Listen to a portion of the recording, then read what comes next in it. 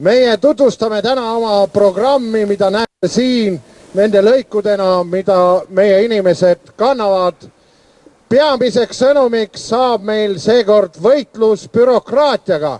Me leiame, et bürokraatia on see, mis on kägistamas Eesti riiki ja väga palju kahetsusväärselt tuleb sellest just nimelt Euroopa Liidust. Me tahame teha Eesti bürokraadid ja ametnikud selliseks, kes aitavad inimesi, mitte ei kiusa neid. Me tahame, et reegleid oleks vähem ja kohtadel saaksid inimesed rohkem ise otsustada. Ka Eesti riik võiks saada rohkem ise otsustada.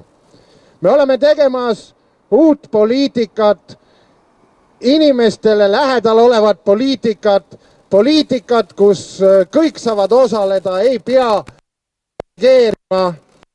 Ja sellist poliitikat saab teha tänapäevaste vahenditega, digitaalsete vahenditega väga hästi ja väga lihtsalt.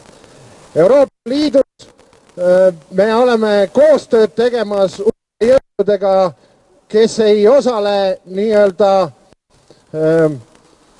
kultuurisõjas, vaid otsivad uusi lahendusi, uusi teid Euroopale.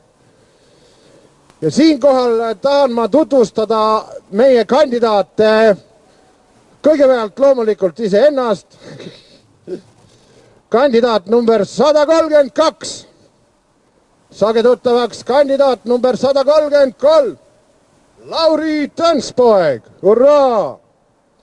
Kandidaat number 134. Mihkel Kangur. Hurraa! Ma annan sõna Laurile. Annan sulle plakati.